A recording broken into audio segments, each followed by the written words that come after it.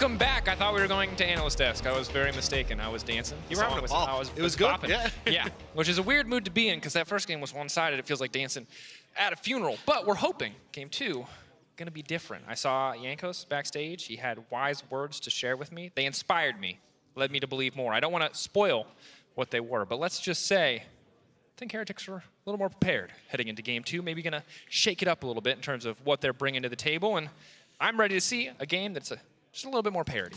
Yeah, they've opted in towards red side again, so I'm kind of curious to see exactly what the game plan is going to be, because it feels like running it back. I mean, Bo's kind of sleeper there. He's like, he knows that this is maybe not what you want to see, but I'm curious, because I feel like, again, they had a plan which was, okay, let's try and see if this Caitlyn Varus thing can work.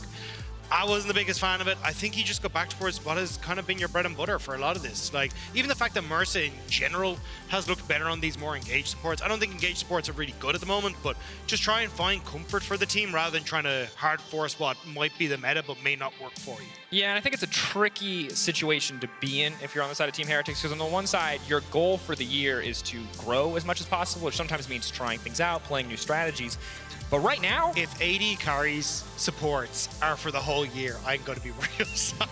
Yeah, also right now, wins. Yeah. Wins matter a lot if you want to go further into this, if you want more opportunities to prove yourself on stage. So for now, the bans remaining the same. The Draven, the Maokai taken off the board. It makes sense. Again, Jackspektra's best game, and really his only standout game thus far this season was on the Draven, so taking that away. The Karma, Dagda, you called it in our previous game, getting taken off the board, not letting Vitality have that one. Yeah, so Vitality's sticking to the exact same bans, but Jax has been dropped. Do we still get the Jax ban, or is the Elise ban going to be going over towards Bo as well? We'll have to try and see. I think Elise just so incredibly strong at the moment. Probably want to let the Jax through, and it will be. Makes a lot of sense when you think about it, especially because Bo was already incredibly impactful at level 2 on Kindred. So if you give him an Elise, that much more terrifying. But the debate here, what is the option going to be? Blind Jax, this champion is incredibly strong, wasn't really hit by the itemization changes whatsoever. Instead, though, Team Vitality could try their hand at the Caitlyn. Now, last time around, the Caitlyn did not get a support pick. That's why we saw the Varus come in so late. I wonder if Vitality will mix it up, so they do lock the Cait and get the Lux early on. And I'm curious to see what the answer is here for Heretics, because I think Ebby hasn't exactly looked the strongest on things where he's not on Kassadin. We even saw him on the Jax. It wasn't exactly the best of games. So does he want to try and run it back here? It looks like Big Thumbs Up says that he does, but Ebby is unbreakable. He is not a man who, after a rough game, will fall apart. So whatever he wants to pick here, Dagda, I believe in him fully 100%. I don't. Yeah, that's as far as I'm gonna get. I believe you. But for now, Vi was banned away previously. Instead, this time around, looks like Jankos is going to prioritize early jungle with the Elise taken off the board and the Sejuani. Still a very strong pick. I think it makes sense as well when you see kind of the Maokai and the Sejuani off the board. Those are the two champions that she really struggles with. Chances are Bo will respond with something like the Wukong, who I think can do a lot to try and control the early stage against that. But looks like the look's going to be taken here for Kaiser, and I imagine we're going to get the jungle pick here, unless Perkz feels super heavily about getting something like the Zeri and denying that away from Ruby. But actually looks like it's going to be the Jax maybe instead. Just want to make sure they can prioritize that and not banned away in this next rotation. Confident to blind pick top side. Of course, in this case, it's blind picking one of the S-tier top laners. Kassadin has still been a powerhouse across the LEC and certainly in the hands of Evie. Wouldn't be surprised to see them grab it and allow support to go through, but it's actually it's kind of a damned if you do, damned if you don't situation for the side of Heretics, because what is your support option going to be? Lulu, still up and available, could get taken away. Yumi doesn't exist. Yeah. Woo, good job. Unless you're in the LCK for that one game, that was bad. So what are the options actually going to be here? I feel like for Team Vitality, we're going to have to see how deep Bo's champion pool goes in the jungle. Wouldn't be surprised to see more bans targeted at him, but really Mersa's going to be the one who suffers on the side of Heretics in this picks and bans if they do want to pinch his champion pool. Yeah, I think they're going to, as you can see, try and look towards those more carry-oriented picks, the Graves taken off the board, probably something like the Kindred. But Bo, I mean, even when he was back on FBX, he set the record on things like an Olaf, which was pretty strong at the time. But this guy has a pretty deep champion pool, so I'm not overly worried. But I think on the opposite side for Mersa, I am curious if they end up just going, you know, enchanters aren't really going to work out. Lulu's going to be taken off the board. You'll probably see another enchanter gone, and then we're like, cool, let's just go for the all-in. Let's just go and get comfort here from Mersa, see if we can get him trying to get some plays and try and have Jankos playing down towards his bottom side and punish the Caitlyn Lux push by actually just looking for an engages. But it's so difficult, especially trying to match an enchanter into this push, because the Karma gone, Ashe gone. There's nothing really here that can withstand the poke that's going to come through. I'm wondering if we get a Yuumi. I really hope not. I really think it's absolutely nerfed. Freak literally said that his job when he came in halfway through changes that were already done by another designer was to take this champion out of pro play. Those were his explicit instructions. And she'll be gone. It's a Nautilus. There we go. Breathe a sigh of relief. I didn't think it was going to happen, but LCK made me question myself. So Nautilus getting locked in here. And the important thing to note, Dagda, we talked about Caitlyn lanes, and this is true of Caitlyn Lux, Caitlyn Forest, whatever. They're very fragile. If you fall behind, you heard Guldborg talk about it, if you lose your flashes, it's essentially game over. So while surviving the early lane phase against these guys is going to be a nightmare for Team Heretics, one fumble from the side of Neon and Kaiser, and instantly this lane can fall apart. Yeah, and I think this is why we're kind of seeing the Wukong match here against Jankos on the buy, where Wukong can actually do relatively well if you can match up against the buy, have that support coming through from the Caitlyn and the Lux, and just again, Bo just play heavily down towards his bot side. Remember, like last game, he didn't clear his entire top side until he the second scuttle, or first scuttle come through, but blind Kassadin is not what I was expecting to see from Perkz. What is the option going to be here to deal with this? You need magic damage. I mean, you cannot pick anything physical. I think it would go back to the Cassiopeia, right? We saw Ruby have a fantastic game on that. True. I think you can do really well in just trying to lock down the casting with that miasma. It's and tough stuff, though against the Caitlyn Lux. You just get outranged. True, and looks like he's still going to go back towards a control mage, though. The Viktor is there, so yeah, just going to go for that instead. A very interesting shift in the draft here, and you can see, you talked about bringing out comfort picks for the side of Team Heretics, and it feels like they've done that, especially with the Zeri Nautilus on the bottom side of the map. But for Vitality, invested a bit in their bot lane in game 1, or doing it again in game 2. I feel like if Neon and Kaiser get this ball rolling, the game gets infinitely harder. That said, Kassadin is not Syndra. Perkz was also a pretty big part of that win, and Kassadin kind of doesn't do anything for a decent chunk of the game. Yeah, I think the idea with this is just like, hey, look, we got Caitlyn Lux, play towards bot, start to whack down these side lane towers, and then you've Kassadin and Jack side laners for mid-game, where you've already managed to take down these structures with your strong bots, so you don't realistically have to worry about having much trouble in setting up these 1-3-1 situations. And even if you do, I mean, the siege that comes through from Caitlyn Lux onto that mid lane is still going to be really strong. So I think definitely a huge amount of this early game that is kind of going to be propped up. Their late game is going to rely on the fact that we get this early lead in the bot side. Absolutely going to be the case. Eyes on Neon and Kaiser to try to find an advantage once again, this time set up for success. Should not need anyone else's intervention to win their lane in isolation, but are going to have to give respect to the opposite side, to the buy from Jankos. He does want to turn his head to bottom lane and shut them down. Team Heretics feel like they have more avenues to play out this game. Overall, much less fragile composition, but some of these early lanes are going to be a struggle. Bot lane especially. Top lane, last game it was a Sion versus Cassante, was not interesting.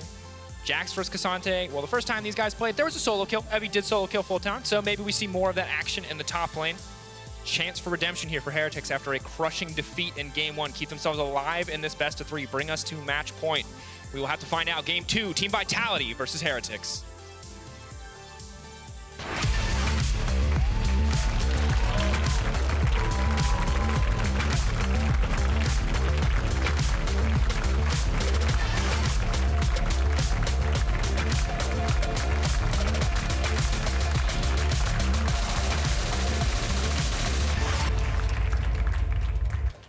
SeeEl, thank you so much for joining me for this interview. Real quick first question. We saw B1 Karma from Vitality in the first game. Second game, you guys banned it. Is that something that caused trouble in the draft?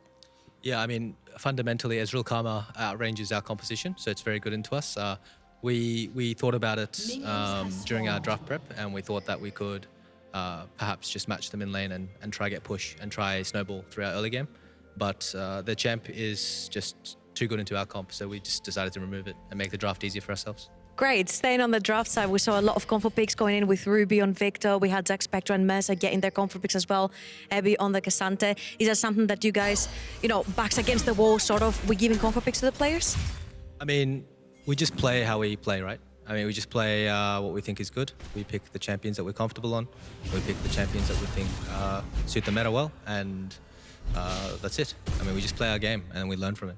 Thank you very much and good luck in this game. Back to you, Drakos and Dagda. Thank you very much, Trouble, SeeEl. But now already engages on the bottom side. Mersa, they're just playing their game, but their game seems a little bit more fun at level 1, at least with the Nautilus. I will say that. I mean, I love seeing Nautilus come in because those hooks can get real funky. And I mean, nice job from Mersa, right? Already that flash and that heal burn, so kind of helping out a little bit on that bottom lane to make sure that if you actually get the attention from Jankos there, should be a little bit easier to get onto Caitlyn. Oh, another hook lane. Are they going to kill Kaiser and lane flash forward from Jackspektra? They're trying to finish the job. One more auto is going to do it. First blood coming in. Oh, nobody can play the Caitlyn and LEC. They're just too damn good. That is redemption for the Heretics bottom lane. And that is what we wanted to see for Heretics. Jackspektra, the last time we saw him get a big lead like this was that Draven game where he popped up.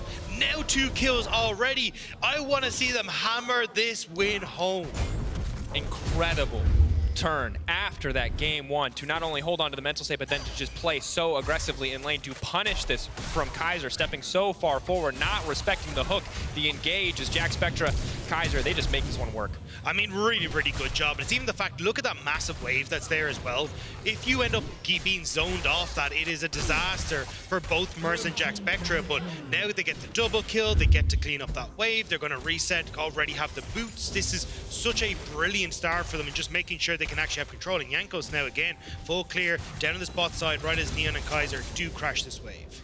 And overall, push still going to be very much in favor of Kaiser and Neon. Good that Jackspektra is here in time to catch the wave, but Caitlyn and Lux still have that lane range advantage in lane. But as we get later, the fact that they're not going to be able to take so many plates to push their advantages could be devastating, as already Ruby, Jankos hovering on the bottom side. Very clear from what we're seeing right now on the map that Evie just says, hey, leave me alone, play for our bot lane. And it's actually interesting to see Ruby on the roam. This is not something we traditionally see from this guy, even right the way back when he was like Rogue Warriors in LPL, when we saw him last year in EU Masters as well.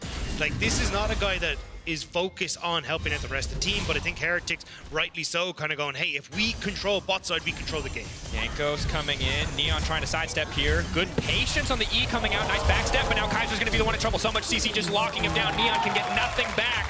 Nice little camping emote to come out on that one as well. Another kill over to Jackspektra, 3-0, 4 minutes into the game. I mean, once you get Bo down here, you have to be able to make sure that Neon can collect this wave. Should be fine. Flash it, Mersa!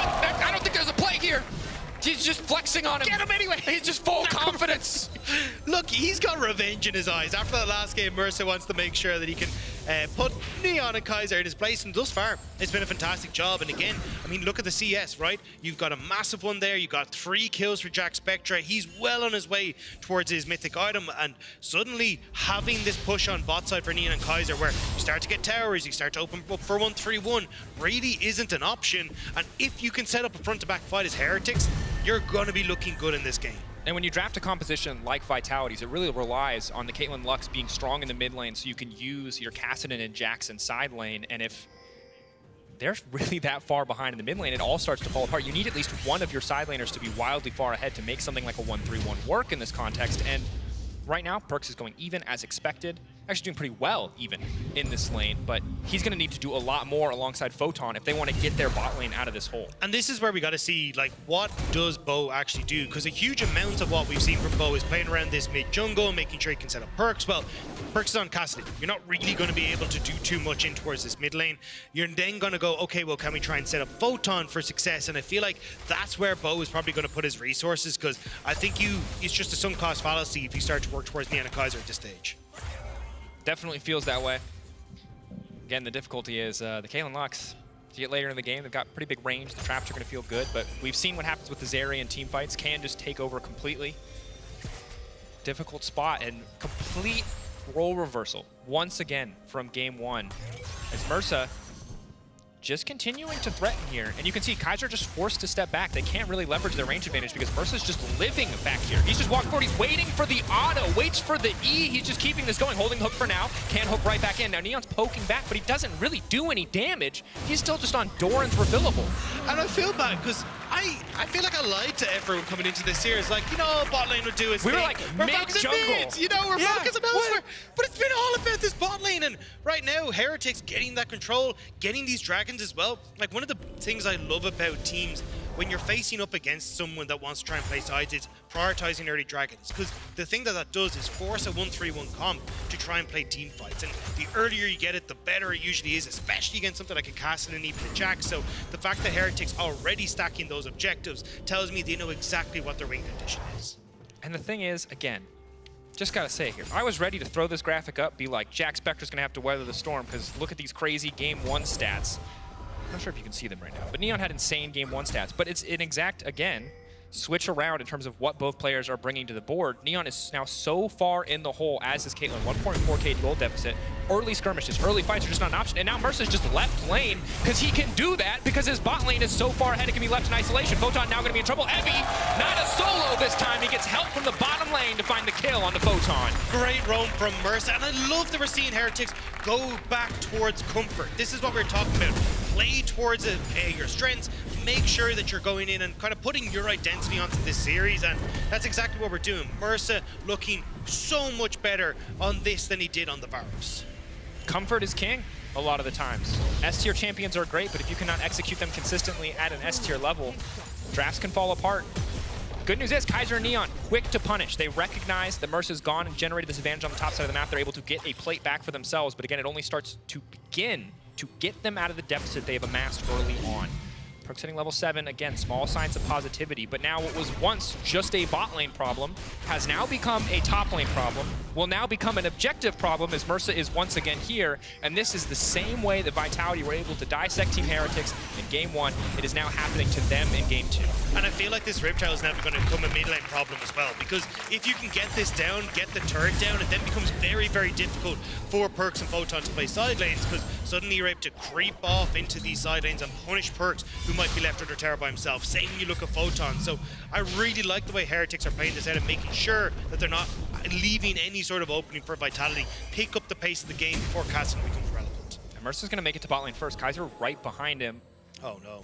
But Neon hasn't spotted this out quite yet. What's he going to burn for this? He's holding, waiting. I think he's just ready to flash over the wall if he needs to. Good damage now coming in. Hook now coming in, waiting as long as possible to flash. Good patience from Neon, but losing so much life in that instance does keep him alive by holding onto the flash, but means that Jankos can just try to force a dive here. And there's nobody around. Bo's on the top side of the map. Perkz is trying to make his way down, but will lose a substantial amount of creeps in the mid wave if he does this. Good call from Neon and Kaiser to just completely back away from tower until Perkz is in the area. Jankos doesn't want to get too aggressive here. I think concerned about throwing away their bot side advantage. There's a 300 gold shutdown onto Jackspektra, and he's only at 50%. Right now, Heretics holding the gold lead at about 2.5k in their favor. I think it's a good call overall. I mean, you could see Perkz was already in the vicinity level 8, so would have been able to get in there fairly quick, but you're looking at like Dragon in a minute 30, right? So moving back off, setting up vision, getting the plate, making sure that you're keeping Neon out of this game before that next objective comes up. Perkz though, getting a good trade onto Ruby.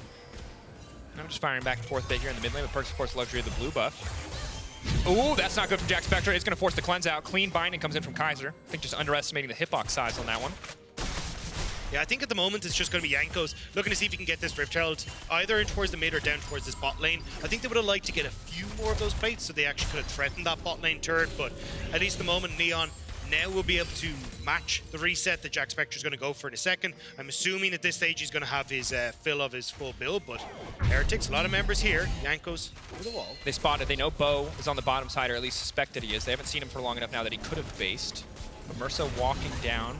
Bo thinks there's an opportunity here, but Mersa, I think, is just trying to stall, just hoping he's baiting more of Bo's time as Jankos continues to clear his jungle.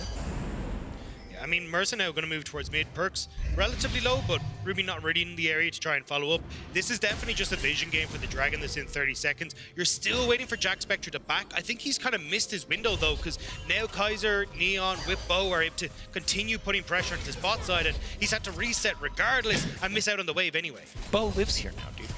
he spent like a minute of his time in this lane covering, and it's not a bad play because if at any point Team Heretics get a little disrespectful, if they want to come down and commit to the bottom side, and look at Neon, he's so juicy, he's so squishy, he's got no mana, you know, looks like a vulnerable target. You can see Mersa wants to take the bait, and if he times it, this is insane timing if he gets here.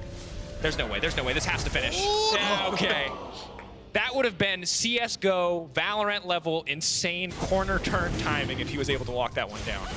I mean, it still gives the Dragon to Heretics, though. It would have been a nice little cherry on top of their plate, but they're still getting the objective that they want to. Zeri now back in this bottom side, but I think the big thing was actually starting to even up that gold on the bot side. Because Jackspektra did back in time, well, now you're starting to see what was a 1.6 go to 1.4, down to 1.1, but I mean, it's cleaned up a little bit. You should see Neon answer this back as he picks up that bot wave, but that lead that was there for Heretics in the bot lane is slowly dissipating, but still quite a substantial. Certainly.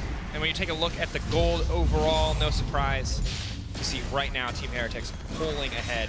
Their entire top side, all of their carries rather, ahead of the opposition. It's a difficult game. Mersa really the only one who's down near the bottom, and he's still doing fine overall when it comes to XP, so tough task in these next few minutes, especially as first items come through. Got Rod of Ages for both respective mid laners. It's only Caitlyn really who hasn't finished that mythic in terms of carries on the bottom side. Yeah, I'm looking to see where Caitlyn's actually off to, because you see Kaiser matching up against Mersa.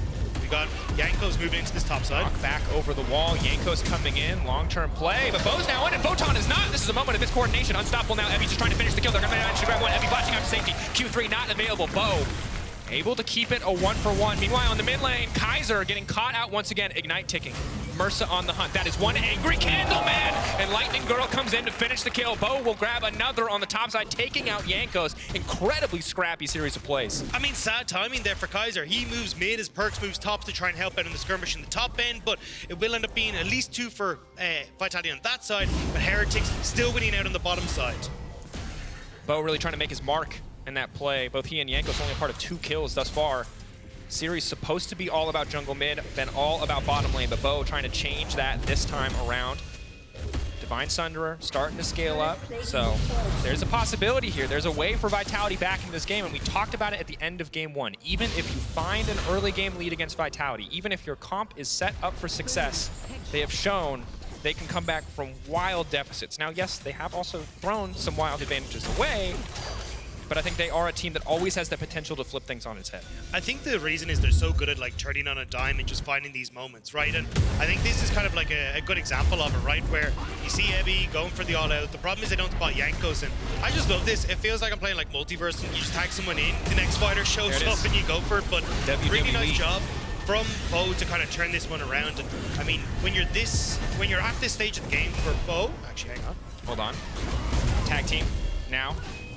Unexpected visitor onto the top side of the map. Photon desperately trying to escape, but that's Jankos with the steel chair. Down goes Photon. I mean, this is great from Jankos, just trying to say, hey, look, we've already got bot lane in a good spot. Let's try and spread this control around the map. Because again, Vitality want to try and go for this kind of side lane setup. But if Photon is being put behind, now you're putting pressure onto the top side of the map as well. Next, Rift Herald is available. You can start to quickly take over the map, but Vitality responding in kind. Now they get the first tower in the spot end. And this is very big for Vitality, finding this avenue to play the game, because they spent so much time leaving Jackspektra alone bottom lane to allow Mersa to roam, to allow Mersa to try to build leads in other lanes, that Neon and Kaiser very comfortably able to keep pressure on the bottom side. Jackspektra, unless he can all in, is still very vulnerable to the range of the Caitlyn, the range of the Lux. And I think it's a good example of Vitality just being very good at using the tempo that they have, right? Giving up Rift Herald means that Bo can now go bot to get that tower. Like, you could see them punish the fact that Jackspektra hadn't reset in time. Now they want to look for Photon here, but he's just going to be able to back away, hold this wave in an okay spot, and make sure he shouldn't be punished. Just some trading back and forth, no more all-ins quite yet. Although I love how aggressive everyone plays this lane. It's my favorite part of watching this lane. Never mind, it's an all-in. Heavy full committing. He's gone completely and totally all out. The stun gonna connect. Now just looking for the solo bullet. Photon! Woo!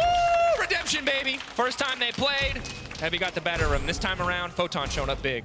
And especially when you've got everyone here from Vitality on this top side of the map as well, it feels like they want to try and look for a little bit more. See if they can maybe get some damage onto this outer turret, or at least get some vision to allow Photon to play that little bit more aggressive. Should leave Jackspektra alone time on the spot side. Neon. This man, credit to him, I would be sweating, but he has very casually walked away from near-death instances multiple times this game. I mean, we cannot confirm or deny that man is not sweating over there. There could be beads of sweat dripping off him, but I mean, especially if your rest of your map is going relatively well, maybe that's why he's so cool, calm, and collected, because you get topside trade. That's 2 towers now for Vitality. Jankos doing a good job though, trying to look for the tier 2 here. Should just put a little bit more pressure on towards Vitality in the grand scheme of things. And this is very big. The Team Heretics are trying to match and keep up with the pressure on the map. It's It's easy to get flustered and fall behind when someone else makes a play, when someone else is able to find a solo kill, but they are keeping the pressure going. 8 seconds till Infernal Drake. Sole point for Team Heretics if they are able to secure it. They've got bot side pressure. Vitality looking to respond. Kaiser locked up. Jackspektra going over the wall. He wants one. Bo's now going to be in trouble. He's spinning, but now the Fed Zeri finally gets to play, and it's a quick double for the side of Heretics. And that just sets up third dragon now perfectly for Heretics. They commit to the bot side. They know that's where the next objective is, and Heretics have been doing such a good job of keeping their eyes on these objectives, both Rift Heralds, now every dragon as well, and making sure they're always keeping Jankos on the area where they can apply that pressure. Massive, not to lose focus. And you can see here, Kaiser's just a very squishy boy. And you can see he thinks he's safe, right? Because he's got Bo right beside him. Photon is in bot lane. I mean, they've even got the Caitlyn cover in mid, but Heretics set up a nice play just around their vision. It's something that I was actually praising them for back in week 1. I think when we saw them get these early leads, they were very good at using the lack of vision on the enemy team in the mid game to find more picks, to push their wins forward. And just a great example of it once more. Yeah, and you can see how far forward they were pushed there in that instance. Moving into the bottom side jungle, able to lay down a bit of vision, using that vision to punish. Wasn't sure if you guys were seeing that too, so I was just gonna kind of like wing it until it started moving again. We're good. Everything's fine. Don't worry about it. I didn't see anything. I might have pushed the game start button. I think if you push it twice, it pauses. Oh, gotcha. But apparently just the video feed, so we're fine. Everyone's fine. Twitch chat's like, are they, you know, out of it?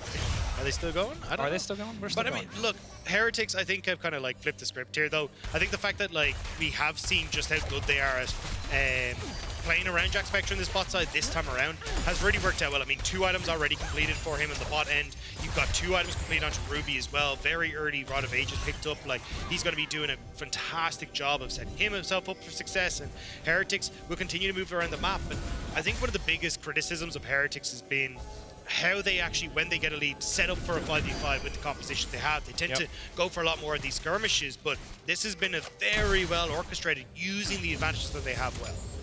And additionally, they just have a much easier time now getting vision control, because not only are they heading up to try and get the push in a lot of these lanes, they also have big, beefy frontliners who can walk into Fog of War once they have the push and not worry about getting one shot in the way that we saw Kaiser get one shot earlier, and that just makes the game so much easier to play out. That said, execution going to still be king, but so weird, Dagda, that we have seen 2 games that have essentially come down to bot diff turning into map diff, turning into massive advantages for either side. It feels like both teams have been like, oh yeah, you give us an advantage bot, we can win, or we can at least start to generate these big leads, which makes me look forward to a potential Game 3 and how both teams are going to have to mix it up.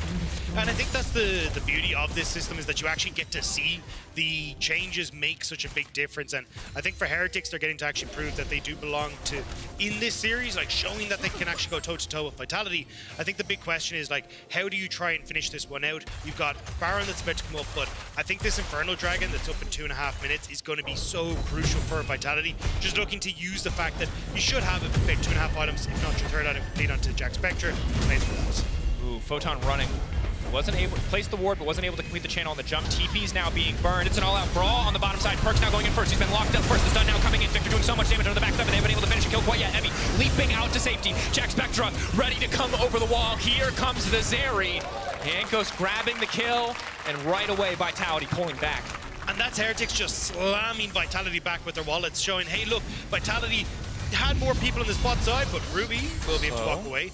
As we just have more gold, we have more resources to dedicate to this, and even if you don't have Mersa or Jackspektra there, the 3 members of Heretics on that top side are still a force to be reckoned with. Total control of the bot side jungle from Team Heretics. Perfect vision, and now moving into the bottom lane as well. Neon going to be in trouble. Ulti coming out from the Nautilus. Knockup going in. Jackspektra now here in the meantime. Perkz trying to focus down the Zeri, but the Zeri still standing strong. Leaves out safety, but not far enough. Jackspektra, godlike in Game 2. And you've got Ebby who's still pushing topside. I mean, they get to just wander back up towards the Baron if they want to. Timing, though, will be a little bit fishy with 1:30 until Dragon. It looks like the call is, look, we'll get top tower, we're pushing these waves. We have a ton of vision set up on this bottom half of the map. Let's just play for that final Dragon. Good win con to have in your back pocket. Nearly 8K in the favor of Team Heretics. 3 Drakes backing him up. 3 items on this Zeri. Runan's IE as well as the shield bow. And you see the start of this play. Heavy ready to commit, knows Jankos is on the way, and things fall apart very quickly for Vitality. And these are plays that Vitality have been using to get back into games, right? Outnumber your opponent. You've got 4 members of Vitality in the bot side, but Ebby takes so long to go down. You've got Jackspektra who's eventually have to come through, but they can't really get through both Jankos and Ebby in time, so the rest of Team Heretics get to show up and eventually chase them down. So difficult now.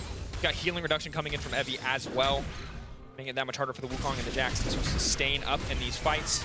And here we go, one more time. Bo knocked up, has a second charge of the ultimate to try to spin out to safety, but they're gonna finish that one. Jankos on a rampage to Team Heretics styling on Vitality in this second game.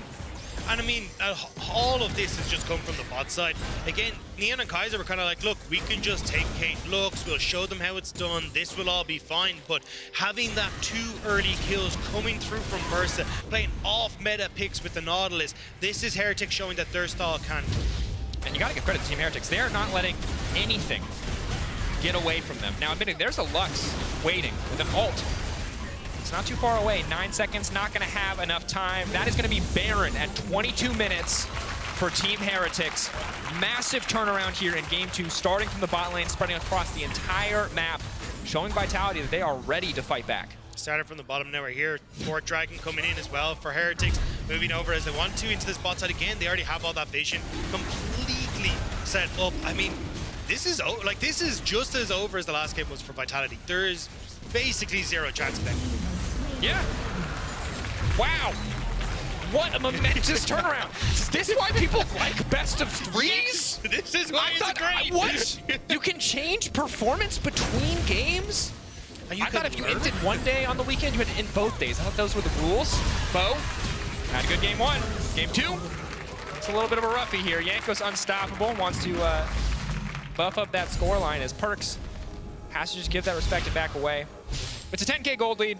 It's an Infernal Soul. There are 2 minutes left on this Baron, and Kaiser is ulting waves. That tells you about all you need to know for Vitality chances in this game. Miracles are possible, but a miracle is what it will take.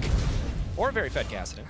I think that's the one thing is like, hey, Perkz is nerdy at level 16, but you can kind of see there, he just doesn't really have the damage right now. And even when you look at Neon, just completed 2 items, he's 4 levels behind Ruby in the mid lane. Like, he's just not going to be doing damage.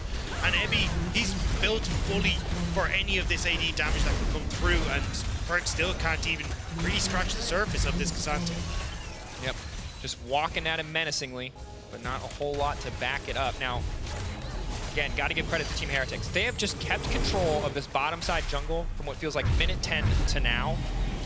And the difficult part when you're Vitality is you're gonna have to check it eventually. And every time they have walked into that jungle, since Heretics built this lead, 1 or 2 members have died. And it has just been a masterclass in holding on to a side of the map and controlling vision, denying Vitality ways back towards that crucial objective that is the Dragon, and in 4.5 minutes, the Elder Dragon. And I think that's why for Heretics, I mean, to have this level of just complete control is great to see, because one of the big things I've seen from them is like, oh, well, we let our vision drop, we try and go for this skirmish, we have full information, suddenly what was a win is turned into a loss, it's not looking so good anymore. But Heretics have done a really good job of playing around the vision, getting it set up, making sure they're not really giving Vitality any sort of way back into this game. And I mean, now you've got Vitality who are just stuck in their base, can't really do anything, and there's not really any avenue for them to try and crack open the space because, or sorry, to defend the space, because Neon doesn't really have wave clear. No one on your team really has the wave clear, especially against the Baron buff that's there. And really good from the side of Team Heretics that they are able to use at least 1 Baron empowered wave to push into the base. Mersa just stepping forward. I mean, Vitality instantly forced to retreat. Baron buff gonna fall off in 7 seconds. They're gonna grab 2 inhibs on just the last 20 seconds of this Baron buff. That is clutch. Makes it that much easier to take Herald or Elder if they even feel like they need it. I don't think there's enough time left in the game because Photon is split pushing.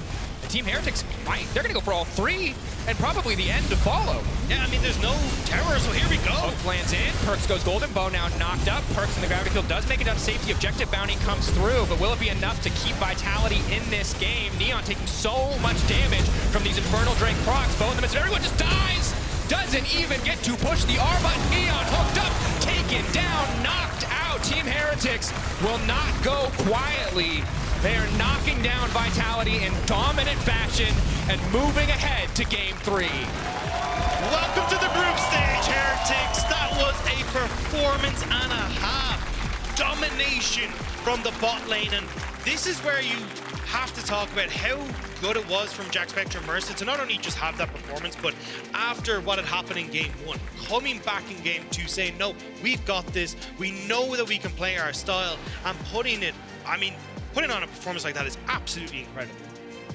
And again, in the context of a relatively young bot lane, especially in the case of Jackspektra, turning around a game 1 that for many players historically, when you lose a game 1 like that, you are crushed. You are donezo. You play not great for the rest of the day. But he showed up big, a lot due to Mersa. While Jackspektra's the one with the very sexy scoreline, gotta give credit to Mersa. Hook after hook after hook, this man was making plays across the map. And this is not a level of turnaround I was expecting from Team Heretics. And now I feel like we're gonna see very, very different drafts heading into game 3, where it probably has to be fire with fire. Both sides have proved the Caitlyn does not work for them. I think we're seeing engage versus engage this time around. Yeah, I think that's the case, is especially when you look towards someone like Mersa, who's always traditionally been more confident on these engage champions. The fact we get the Nautilus out looks absolutely fantastic. And I think Kaiser, I mean, when you look back to him on his Mad Lions day, it was things like the Nautilus, the owner, the roaming, where he could actually get the job done. And I think going back to that is not only going to make for an explosive bot lane, but also then opens that up to a lot more action across the map as well. Yeah, and I think that you could see probably Vitality also maybe won't go towards the Kassadin. I feel like after game 1, they really had faith that their bot lane could pull it through, but it is very vulnerable. In the meantime, we're going to head back over to the desk to talk more about that game. And there's a lot of stuff to say about that game. Thank you, Drakos. Heretics bounced back rather convincingly here. And what's the scoreline, Laure? What's the scoreline? Just to call back from what you said earlier? I was just about to be nice to you and say you were right. But okay, you know what? The floor is yours. What happened here? It was a bot lane angle here again, but different story this time. I am honestly a bit baffled about how the bot lane story have been so far for this game, because to me in this position, both bot laners have lost lanes that shouldn't be won. Or lost rather. And it kind of just decided the game. Yeah, and like Mersa did so much here, because even before this play, there was a great hook that forced Neon to use Flash.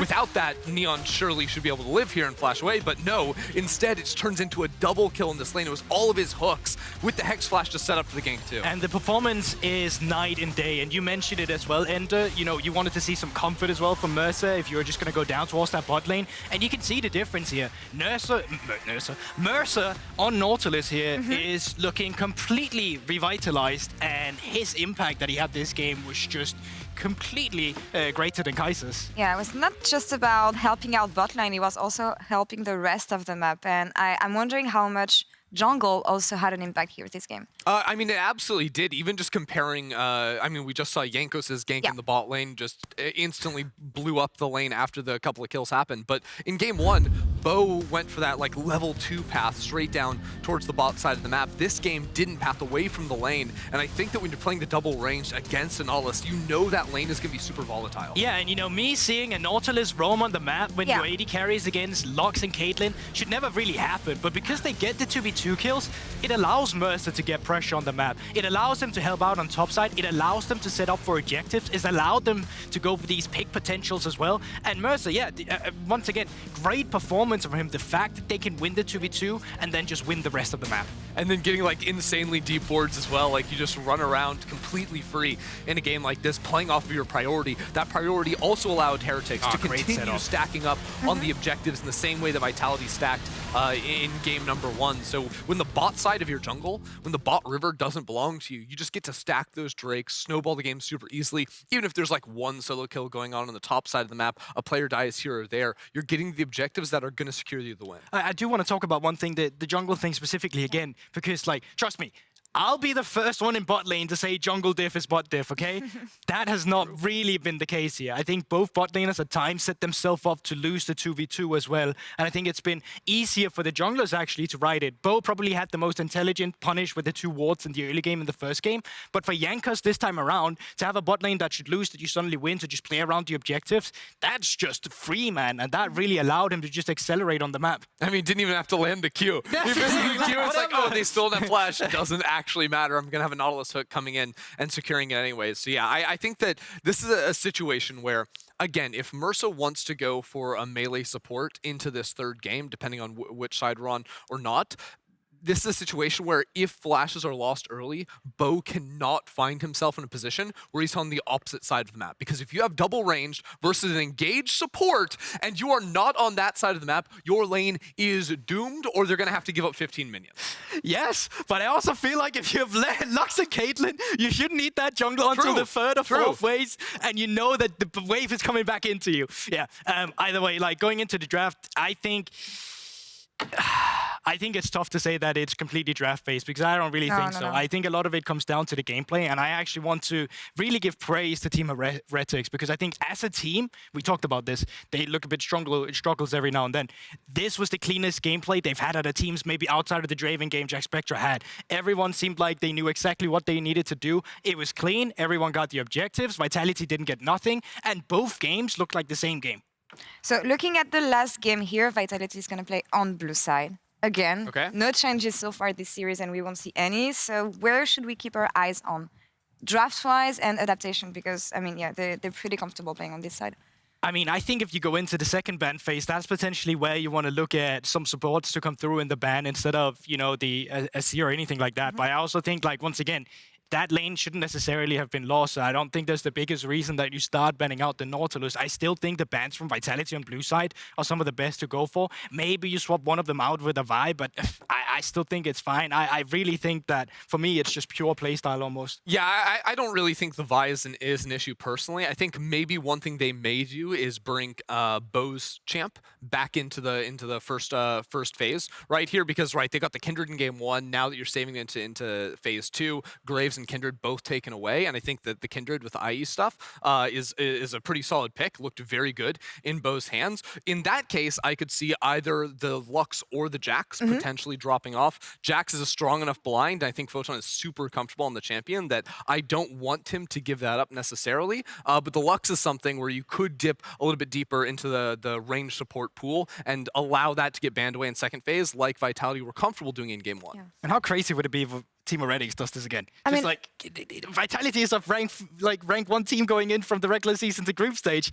I feel like, I know I called it with the 2-1, but like I feel like this messiness we're seeing from them is something they have to iron out, especially if Vitality's sides are going to be further on, not only just to the title, but if they want to go all the way to a Messiah as well. I really think already here it's so crazy with the way things have panned out. And I don't know what you think here, because we came into today saying, hey, Vitality is the clear favorite here, but because the two games were gigastorms on every side, I actually don't know who's going to take this one. Look, here's the thing, is that it's always true in Europe, is that come playoffs time, the game just becomes about bot lane. Yeah. Like, top lane doesn't matter. Jungle, forget all of that. It just turns into a bot lane fiesta down on that side of the map. And I think that we've seen that again in our first 2 games, even without the support of the rest of the team. So I think so much comes down to the draft. I want to see Mersa back on an engaged support, and I want to see Bo getting down to try and build up. Don't lose your flash in the early lane and you'll be fine. But I don't even think it's an EU thing. I just think in general right now, the meta is just so bot lane dominant, and specifically with the first 3 early waves, if you screw those waves up, that can be your entire game. And I think we've seen that in both games so far. So it's really, there's a lot of pressure on the 2 bot laners if the bot lane matchup is going to be explosive, as it has been so far. So it's really just about which of these 2 bot lanes steps up in the 3rd game. Yeah, and we'll see what they can do with this and how both teams will adapt in the last game of this best of 3 series. We'll see you back after the break.